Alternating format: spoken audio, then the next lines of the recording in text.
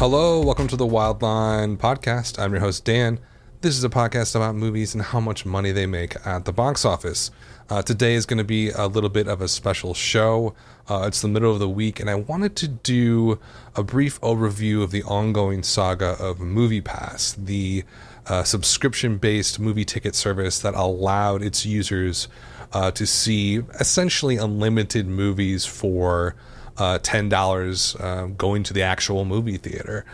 It was a major change in the industry that happened last year. MoviePass has been around for about 7 years. It started in 2011 as just a kind of disruptive idea. I believe it actually started out in San Francisco. The moment that they started, they had 19,000 people sign up immediately, and then it just sort of fell apart. It wasn't until October 2012 that MoviePass was able to put out a beta version, which cost about $29 to $34 a month, I think, depending on where you were in the country. And then in 2014, they partnered up with AMC Theaters to actually be able to use MoviePass in those movie chains. AMC was cool with it in 2014 because the price was $29, $34 a month. It made sense. A lot of that was sort of, no one noticed this was going on. The only people who knew about MoviePass before the price change, which happened last year in August 2017, where the price dropped to $10 a month, the only people that knew about MoviePass were startup nerds and movie buffs, and that was essentially it. I had started MoviePass around 2015. I was paying about $35 a month, and for somebody, and I live in Tennessee now, and I was living in Tennessee back then. Tennessee has a pretty low cost of living. So a movie ticket around here is below the national average of about $10. So MoviePass wasn't the greatest deal for someone like me, but I ended up going once a week, so it made sense for me for a while until I didn't want to go to movies every single week, and then it stopped making financial sense for someone like me. But for people in big cities like New York or Los Angeles or San Francisco, I lived in New York. A movie ticket in New York is about $14 to $16. Regular, non 3D, just a 2D standard movie in the middle of the afternoon could be $13, $15, $16. So for people in those cities, MoviePass, even under the old pricing model, like the 25 to 35, I think it was up to $40 for a while, made sense if you went pretty often. But the whole initial point of MoviePass was that people who really enjoyed going to the movies, it gave them the freedom to go whenever they wanted to see a movie in the movie theater as many times as they wanted to, right? And so it was targeted at what the MPAA would call frequent moviegoers, and these are people that go at least once a month.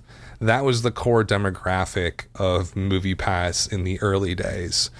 Frequent moviegoers, in terms of the overall moviegoing audience in the United States and Canada, they make up about 12%. So not a huge chunk, a small minority of the overall moviegoing population in the domestic market. But the key there is that if you look at the number of tickets sold, they may only make up 12% of the movie-going audience, but they buy 50% of the tickets. So a lot of the revenue that comes from the box office is actually these frequent moviegoers who go at least once a month. And so MoviePass was initially zeroing in on that group of people who love to go. People like me. I would go once every few days if I could afford to. And I could with the new MoviePass. So MoviePass was just sort of kind of a nerdy niche product until last year. And then last year in August, they decided to drop the price of MoviePass down to $10 a month. So we're talking a reduction in price from $29, $34, $40 all the way down to $10, and that was nationwide. So if you were in New York, now the pricing has completely changed a lot in the last couple of months, but let's say 6 months ago, if you had MoviePass, you're paying $10 a month, you could literally go to a movie every day of the month, once every 24 hours. Now you couldn't do 3D, couldn't do IMAX, but anything besides that, any standard 2D movie you could go to once a day. In New York City or Los Angeles, you're talking, like I was saying, $15 for a ticket, $14 for a ticket. To only pay $10 a month to see as many movies as you want, it was a complete game changer. it changed the entire concept of going to the movies and the cost associated with it. If someone had fully utilized MoviePass in a place like New York, and let's just say the average ticket was $12 that they normally pay, they're only paying 10. Let's say they went to 30 movies in a month. Now, this is an outrageous example, but just bear with me here. If that person went to 30 movies in a month at $12 each, the total cost of that normally would be $360. Under MoviePass, they're only paying $10 for that $360 value. The issue here is that the way the business worked, and this is sort of the fatal flaw of MoviePass and the business model, and this sort of really came to a head in the last few weeks here as MoviePass is in somewhat of a death spiral where they're losing money hand over fist. They don't really have a way to profitability or any sort of sight of profitability. I don't see how they're ever going to get the profitability with their business model. And this is why. It's very simple. The way MoviePass works is this. You sign up for MoviePass. They give you a debit card. I think it's a debit card. I think it's a debit card or credit card, one of the two. In any event, when you go to the movie theater and buy your ticket, you use that credit card. The movie theater gets the full amount for the ticket. So who is paying that full amount? Well, it turns out MoviePass pays the movie theater the full amount for your ticket every single time you use MoviePass. So if someone in New York went once a day for a month, that's $360 that was paid by MoviePass to, let's say, AMC, right? And you only paid MoviePass $10 for that same amount, for that same product, essentially. So, I mean, it's basic math. Like, they're losing $350 in that situation every month. And what it ended up happening is that the price lowering in August 2017 completely changed the company, for better or for worse. Up until that point, MoviePass, like I said, was a niche sort of product. It was for frequent moviegoers who wanted to go about once a week and pay, $29, $35 to go, as much as they wanted to every month. That price drop all of a sudden changed who was interested in this product. It went from a nerdy niche product to a mass appeal product. Who doesn't go to a movie, once every couple of months? If you're paying $10 to essentially have a free movie pass, to go whenever you want to, essentially for free, minus this small fee that you pay, most people would do that, right? A lot of people love going to the movies, and the biggest reason why they don't go is price. If you removed that exorbitant price, they're going to go all the time, and that's exactly what happened. I think 150,000 people signed up within about 2 days of the price change in August 2017 for MoviePass. I think that blew the expectations of what they thought was going to happen even at the company internally. I think up until that point, there was only about 20 to 40,000 users total, myself included. So it was when I say niche, it was very niche. And then all of a sudden the user base, went up 5x, 20x. And then by the time 2018 rolls around, you're looking at 2 million users. And then in the last month or so, I think they've reached the 3 million mark in terms of users. So it was an explosive growth, hyper growth that ended up, I think, hurting the company more than helping it. And here's why I say that. Because in the last couple of months, it has become quite apparent that MoviePass, the company, is not financially viable at all. In fact, we had glimmers of this back in April. An auditor basically said, I don't know how they're going to get through the end of the summer, essentially. They were losing about $20 million a month, just lost $20 million a month. In May, I think they lost $40 million. What was happening was people were taking advantage of the product. If you only pay $10 to have an unlimited MoviePass, you're going to use it a lot. You're going to go see Avengers Infinity War 5 times. You're going to see Black Panther 3 or 4 times. And every single time, the more that people use the product, especially in the bigger cities, every single use was a loss for MoviePass. Now, MoviePass had this sort of ridiculous business model where they said, we might lose money on these tickets, but we're going to make money on gathering the data of our millennial users and then sell that data to other companies. Anybody Anytime somebody says, if you ask them, how's your business working? How are you going to make money? You're going to say, like, I'm going to sell the data or advertise. It's usually complete bullshit. And in the case of MoviePass, it was. So the basic economics of the company after they made the price change in August 2017 just didn't work anymore. And the rapid growth of the user base, it seemed initially probably like, oh my God, we just hit a gold mine. This is so brilliant. Like we just, we went from like 20,000 users to 3 million users in less than a year. I mean, that is, that is just the best growth you could possibly imagine, right? But the problem is that the more that people used it, the more they lost money, and they essentially ran out of oxygen here. Now, they raised a lot of money through their parent company, Helios and Matheson. I can't remember the exact number that they raised, but it was probably in the range of like $150 million. I guess that's VC investments funds. That's all gone. Like that $100 million just disappeared in like 6 months. And so they are running on fumes, and it has gotten so bad. And why you probably heard about it a lot in the last month or so, as a few things have happened. One, they've changed their model a few times. The first change happened in July of 2018, last month. They basically upended the entire model of MoviePass. It went from $10 a month to $15 a month. And then they started to limit the types of movies that you could see. It was no longer unlimited in terms of once a day. It was now $15 a month, and we're going to choose the movies that you can see. A recent opener like Mission Impossible wasn't available. And so obviously the user base of MoviePass, which had already been put through the ringer with terrible customer service, really awful operations in general. That was a problem even before the price drop happened. When I was moving MoviePass, the customer service was trash. And when they grew to 3 million users, it just got exponentially worse. Cards would never come. It would take months to get anybody to respond to you. And then you build up that terrible customer experience with a sudden change in the product and the pricing, and people they're livid, right?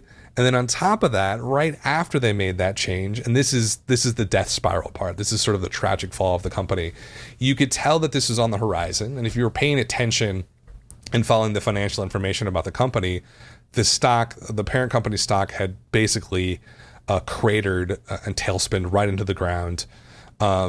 We knew probably in March, February that things are not going to end very well. AMC, as much as I'd like to fault them about how they run things sometimes, they sort of saw what was going to happen here. And the moment that they dropped the price back in August 2017, AMC is basically like, your people are not welcome here. This is an unsustainable price. We feel like you're going to let down your customer at the end of the day. And they were right. Even though they were a competitor and all that kind of stuff, they were 100% right. So we knew probably February, March that things weren't going well. We knew how much money they were losing. And then the fruition of that, the manifestation of those business problems came to a head in the last month or so with the price change from $10 to $15, and then changing what you could see. It was no longer whatever you wanted to see. It's like, we're going to pick and choose the movies that you can see. And then finally, there was, at the end of July, there was a moment, I think it was a day or two, where they were completely broke, couldn't pay their payment processor, which is how you get your card and how those payments go through. They couldn't pay that company, and they shut them down. And the entire service shut down, I think, for a good day or two before they got a $5 million loan to cover their costs for their payment processor. And we're talking like baseline business stuff that you have to cover. And they weren't able to do it. Like, they weren't able to keep the lights on, literally. And so as a response to this, MoviePass is essentially on its last breath. Mitch Lowe, the company's CEO, who was instrumental, the main reason why they made that price change a year ago, has been saying, okay, look, we screwed up. We sort of underestimated how much people are going to use this product. And so what we're going to do is we're going to simplify everything. We're going to drop the price back down to $10. We're going to let you see whatever you want, sans, 3D and IMAX, like it's always been. That's never been sort of part of the package. So any 2D movie you want to see, we're no longer going to restrict what type of movie you can see. And then, but the big change now, so it's $10 a month, but you can only see 3 movies a month, right? So you go from about 30 movies that you could see in a month down to 3. But that $10 price. Now, that's actually not that bad of a deal when you think about it. I only go to about 3 to 4 movies a month. That's a frequent moviegoer. That's a small little minority of people who go to see movies. $10 a month, and there's not really a lot of restrictions. Sure, that doesn't sound that bad to me. The problem is that they've hemorrhaged, well over $100 million. They've lost any goodwill of the customers that they've had. And I imagine their cancellation rate spiked in the last month or so when the service shut down for a day, and then all these price changes that were happening. So that's sort of like where they're at right now. Is it was as of yesterday or 2 days ago, they switched the $10 a month, but only 3 movies a month, which is a totally different product than when they launched MoviePass. Completely different, and it's focused at a very different demographic of the movie-going population. When they launched in 2011 and got the beta going in 2012, and for that 4 to 5 year period, it was focused on that frequent moviegoer who goes, at least once a month. Now with the new plan, where you can only go 3 times a month for $10, it's still a good deal, but it's more focused on the occasional moviegoer, which is less than once a month, or the infrequent moviegoer, which is someone who goes once a year. It's really focused on that occasional moviegoer who goes, more than once a year, but less than 12 times a year. I think that's their bread and butter and who they really want to sign up here. But I mean, what a convoluted little history in the last 7 years. When I first came across MoviePass, I thought it was a fantastic idea. Subscription-based models have revolutionized the music industry with Spotify, and of course the home entertainment industry with Netflix. Totally changed how we view music and TV/movies at home. I mean, there's no other way. You couldn't argue against that. Those changes have been so just massive. And so doing the same thing for the movie theater industry makes sense. But the way MoviePass went about it, even in their initial launch of the product, didn't make a whole lot of sense. And here's why. When they first launched this product, the pricing was almost too high. $35 a month for me in Tennessee makes no sense. They should have done regional pricing. If you go to these certain theaters, then you pay, this amount a month. It should have been, very specific location-based pricing. It wouldn't have been that hard to do, to be honest with you, because at the end of the day, they're going to cover whatever cost goes to the movie theater, and they can kind of charge you whatever they want for that. And so I was really surprised that it was sort of nationwide, these prices, because that doesn't make any sense. Because if the local movie theater down here, I just went to go see Mission Impossible on a Saturday at 11:30 in the morning. The normal ticket price for that was $6. Now that same exact movie somewhere else, let's say in Chicago, is going to be $12. If the prices are different based on location, why would you try and level that marketplace and end up, getting screwed as a business by paying that difference? It didn't make any business sense to start out with. So, I think the company was in a bad spot. Mitch Lowe comes in and says, hey, I did this. I think he's a big Redbox guy. I think maybe he even worked at Netflix. Let me sort of come in and change this around and see what we can do. And for all intents and purposes, MoviePass did really change how a lot of people viewed going to the movies. I think it's going to fail ultimately, and already has essentially failed financially. But I think it has succeeded in changing the way, it changed the way how I viewed going to movies, even before the price change, when it was kind of that niche product. And I think it really changed the mass consumer view of going to a movie, how much I pay, why do I pay that much? It has called into question the basic business model of the movie theater. And I think that's the important point of what MoviePass has accomplished. Financially, it's in ruins. It's been a total disaster. Basically, it wasn't a huge disaster in the beginning because they didn't have that many users, so it wasn't a big deal. But when they puffed up to 3 million users and blew through $150 million like it was nothing, that's a disaster. And from a startup business perspective, it's a total and complete failure. And, you know, at the same time, so that's definitely a failure, but I think that change in consumer psychology will be permanent. And I do wonder how the other movie theater companies like AMC, Regal, Marcus in the Midwest, Cinemark, how they're going to respond to this. Now, AMC put out their own response with their A-list subscription service, which started, I believe, in June of this year, the end of June, which is a cool service.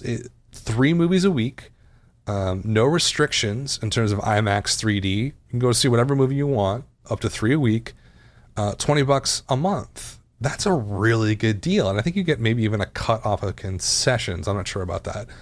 But if you live by an AMC and you get it's like $12 for the Stubs program, where you can cut in line for refreshments, and I think you get maybe a little bit of a discount.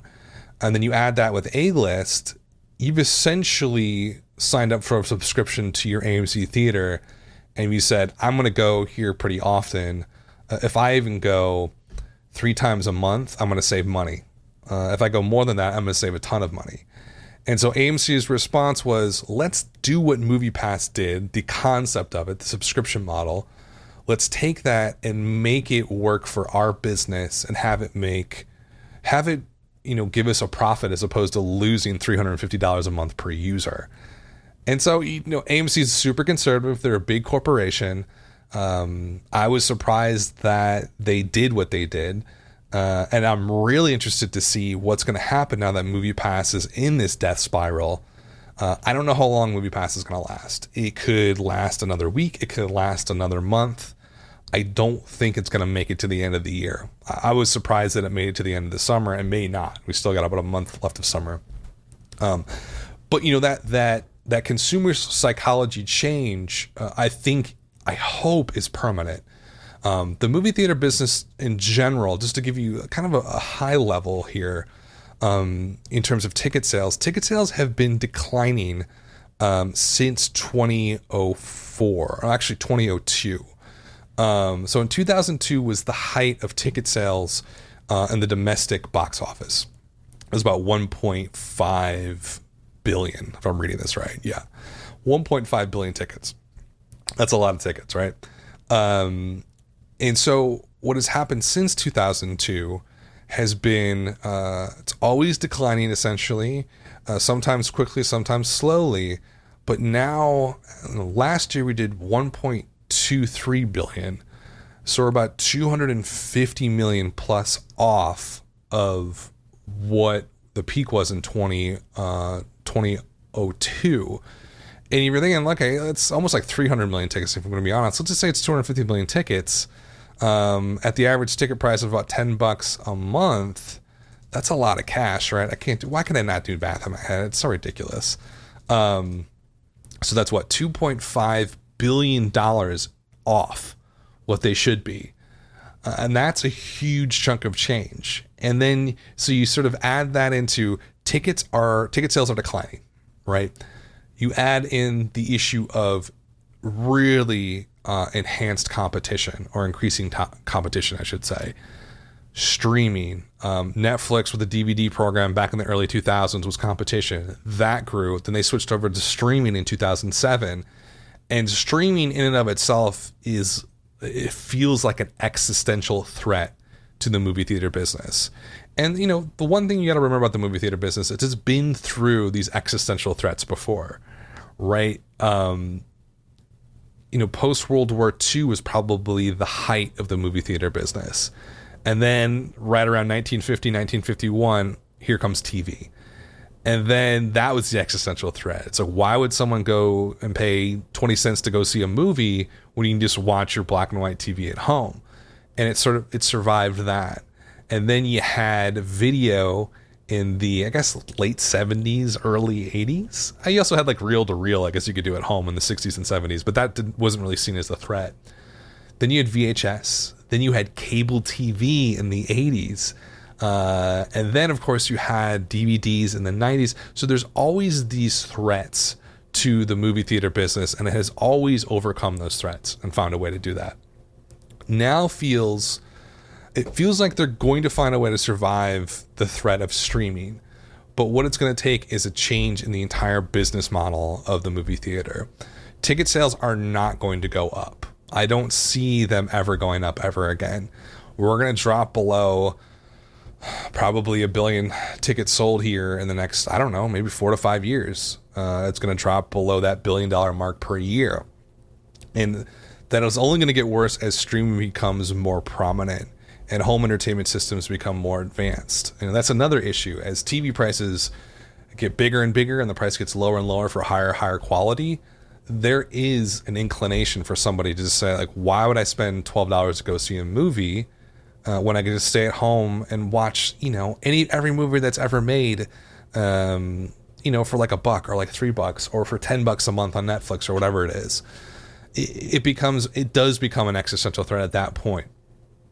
Now, I think the movie theater business they've had an interesting strategy to prevent or sort of counteract the loss in tickets. Their strategy since 2002, and it probably didn't really kick into them until 2007, 2008, when they're starting to lose like 200 million tickets per year were just gone. What they started to do is say, hey, okay, what we need to do is get more revenue per person per visit, right? We're going to have less people coming. We know that. That's the pattern. It's not going to change probably anytime soon. They saw Netflix. They saw what was happening with DVDs and cable TV and streaming. They're not stupid. Like, this is their entire business. So they thought, okay, let's just increase the amount of money we can get for each person that comes, each visit. So what do? They made a movie theater or movie going a luxury experience. So that's where we get the leather recliners. That's where we get the food in the theater. I think Alamo Drafthouse is the only one that started that. This is where we get assigned seats, alcohol, and better food, even in the lobby of a movie theater. What they're trying to do is increase the amount of money you spend when you go, because they know that less people are going. And so that strategy worked because revenue was not dropping in the same percentage as ticket sales.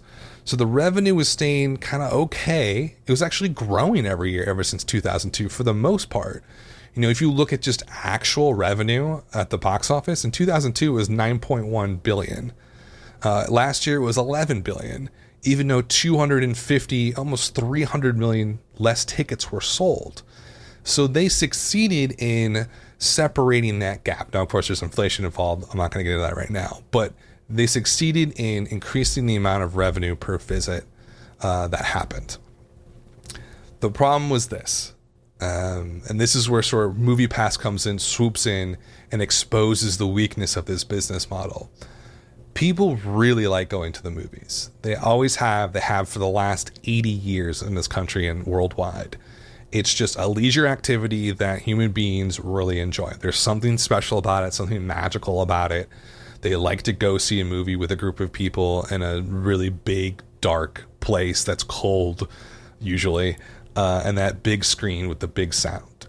That's probably not going to go away in my lifetime. Let's say I live to like 2060 or something like that, if I'm lucky. It's not going to go away in my lifetime. It's always going to be around. But the business is changing dramatically. And so people are always going to want to go. The reason why they're going 300 million times less than they were in 2002. The movie theater business probably thought, oh, it's streaming. Oh, it's DVDs. Oh, it's cable TV.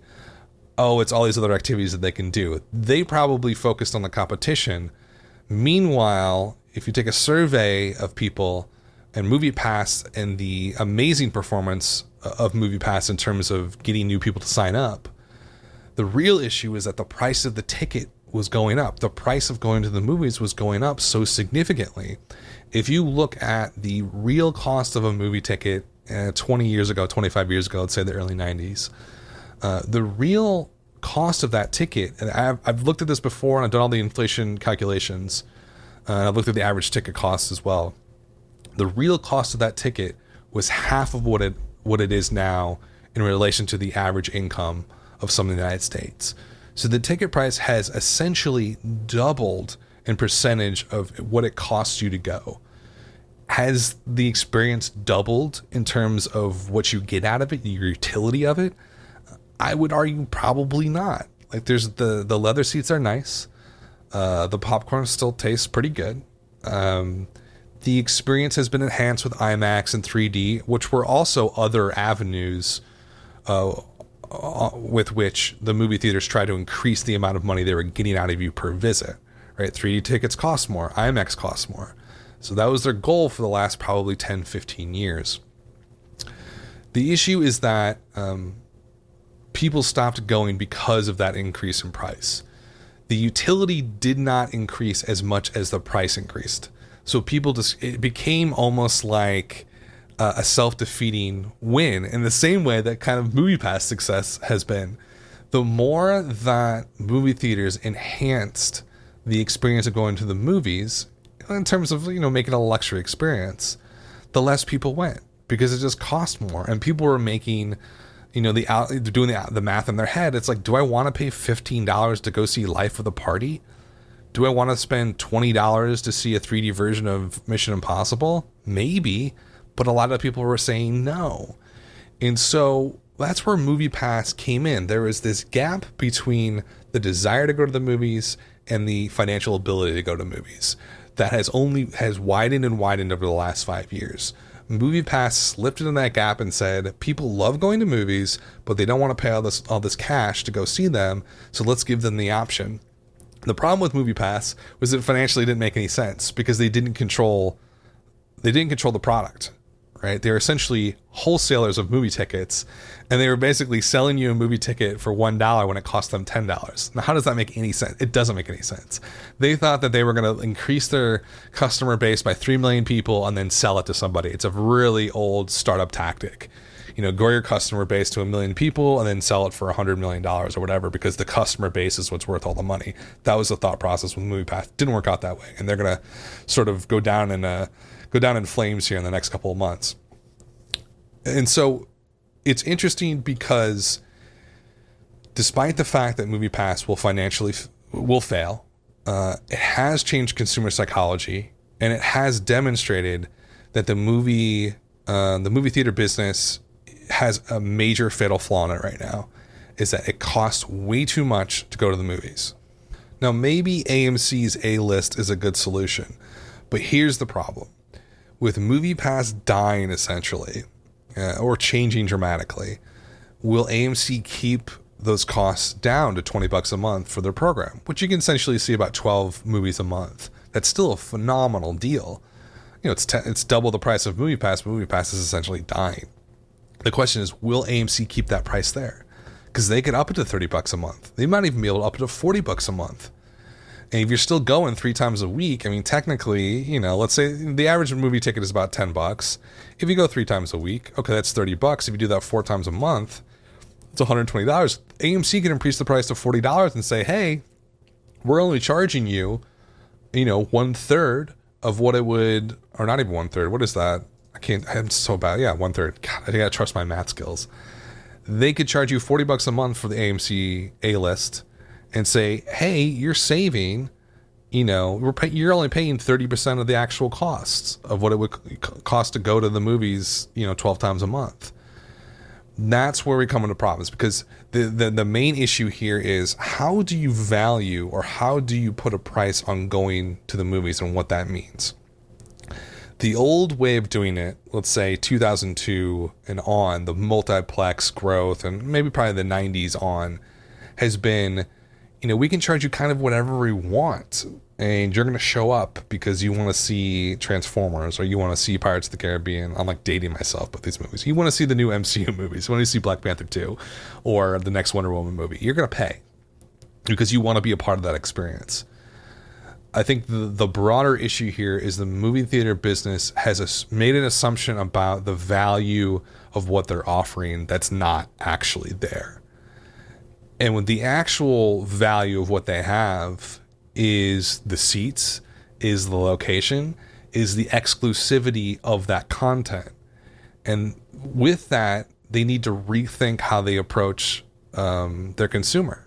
Because right now, they're hardly tapping into the desire that people have to go see movies in a movie theater. I don't even know what the actual demand is for this. If you dropped the price of tickets to $5 for every movie, for every show, like what would happen? But my guess is that if they can find a way to copy what MoviePass did, kind of like through the A-list thing, and figure out a way to get people locked into a specific theater or locked into a subscription, and start offering different types of movies and start utilizing the capital that they have. Here's my biggest issue with the movie theater business right now, to sort of like encapsulate it in one thought. Right now, they essentially, think of it this way. When you buy a movie ticket, what are you buying? All you're really buying is a seat in an auditorium for 2 hours. You're renting a seat in an auditorium for 2 hours, and you have to pay $15 for that. Is it worth that? Is it really worth $15 to sit in a chair for 2 hours and see some kind of exclusive content? When you think about it that way, it makes pretty much zero sense how the business works. Now, it works now because this is the pattern that we've been used to. This is the culture that's been built up around the movies. But I think in 5 to 10 years, that business will have to shift to where they're offering a lot more and a lot different types of movies, because right now the big tentpole movie for $15, it sort of works, but it's starting to fail.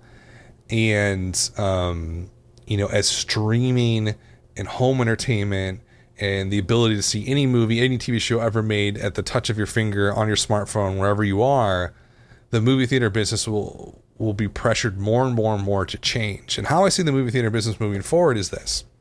I think the subscription model is ideal.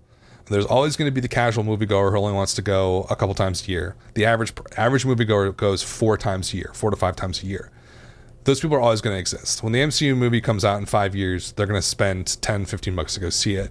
But for a lot of people, and I would say anybody who is in the occasional moviegoer, which is less than one a month, but more than once a year. So maybe like 5, 6 times, 7 times a year, something like that. Anybody who goes now, let's say 7 or plus times a year, there's a whole different business model for that person. And MoviePass touched upon it, but I think it needs to be refined a lot more to make it fit the desire and demand of consumers, especially when you look at frequent moviegoers who go at least 12 times a year, and I fall into that category. They make up 50% of the overall box office revenue. That tiny little sliver, that minority, makes up 50% of all ticket sales. So what that says to me is there's this huge demand in that group of people, and there needs to be a business model that is in harmony with the frequent moviegoer. And what I see in my head in the future, I see like breaking up these big AMC Regal multiplexes, which basically were created in the late 80s and took off in the 90s. That whole concept needs to go. And what needs to replace it is sort of what you call like a repertory theater or like an art house theater, where you have a theater that's within a mile or a couple miles of you, and it plays all different types of content. It'll play the big new MCU movie that comes out, but it'll play a lot of art films, a lot of more niche films, maybe some sports events it'll show there. And what you will do is it'll be like a membership and a club, and you will sign up. And I will be, I live in Tennessee, Nashville, Tennessee. I live in a Bellevue neighborhood. And so what you could do is like at the Bellevue Theater, I am a subscriber, and I pay $30 a month, and for $30 a month, I can, reserve tickets to any shows that I want. And they do 5, 10, 20 different movies a day. Maybe they do art films Tuesday nights at 9:00, and it's like, or maybe they do old films and stuff like that. To me, that sort of more eclectic, more targeted in a way experience is the future of the movie theater. I don't think movie theaters are going to go away. Definitely not in my lifetime, because people love them too much. But I do think that there is this new model, this new way of running a movie theater and a new business model that's more like a patronage service or a membership service, kind of like a gym or almost like a country club. Essentially, it's a country club for movies. And so, as someone like a movie buff like me, you know what I'd love to see? I'd love to go see Friday the 13th on a Friday night at 9 o'clock. I'd love to go see Nightmare on Elm Street. I've never seen on the big screen. I've never seen any of these movies on the big screen. I'd love to go see Jaws. I'd love to go see The Godfather. Stuff like that, and maybe newer art films or more foreign films. Because right now, there are thousands of movies and voices that are excised from the movie theater business because they're not viable financial products in the current business model. The current business model is bullshit. It doesn't really make a whole lot of sense. Sure, they're making billions of dollars, but they're not tapping in remotely to the demand that exists for movies out there and the demand to go to the movie theater and see movies. And MoviePass proved that. MoviePass called bullshit on the movie theater business, and they were right. The problem was they didn't own the products, right? They basically said, we're going to show you how stupid your business model is. But in the process, we're going to spend $150 million to show you that you're wrong. And they did. And they're going to go out of business on that. But I do think that MoviePass was just the tip of the iceberg in how the movie business and the box office is going to change over the next decade to 20 years. I really do think there is a model out there that is like a subscription, like a membership to a club that almost runs on a patronage type service. You pay your dues every month and you get this whole cool program of films, almost like something like the BFI over in the UK. I don't know if there's something like that here in Los Angeles. There probably are programs like that, film programs. That's what I see as the future, because, if half the amount of revenue right now is coming from people who go to see 12 movies a year or more, that group of people would sign up for a service like this in about 2 seconds. And so I don't know. That's one of my thought process on the whole thing. MoviePass, it's kind of tragic. It was a really cool idea that was executed extraordinarily poorly. If they had gone about it in a different way, they could have been a multi-billion-dollar company. They could have been the next Netflix pretty easily. But they kind of like it's like the phrase or the line from Breaking Bad, Mike and Breaking Bad, no half measures. It's essentially what they did, is they kind of dipped their toe in to changing the business model, but they never controlled distribution. And that was the problem. If they had built their own movie theaters and set up their own subscription sort of model, they would have won. It may have taken 5 or 10 years longer to get there, but they would have won overall and probably would have become a multi-billion-dollar company. Unfortunately, they didn't decide to do that. They decided to sort of be a reseller, which is always like the worst idea. I mean, you're starting a business, don't be a wholesaler or reseller. It's never going to work. And essentially that's what's happened to them, because they don't control the product that they're selling. And so that's my sort of long rant on MoviePass. Thank you if you sort of stuck with it. I'm really passionate about this concept and where the movie theater business is going. I think there's a lot of change coming. There's a lot of change coming, and I think a lot of it's going to be good. And MoviePass is just a little hint of what's going to come, and the dramatic changes that are coming from the movie theater business. In any event, thanks for listening, guys. I will be back for a weekend review. Actually, I won't be this week because I'm going down to St. Louis. So I won't do a weekend show this weekend, but I'll probably do a midweek show next week. Anyways, thanks for listening, guys. Follow me on Twitter, listen on YouTube, because that's where I sort of do all my comments and stuff like that. So thanks for listening. This has been the Wildline Podcast.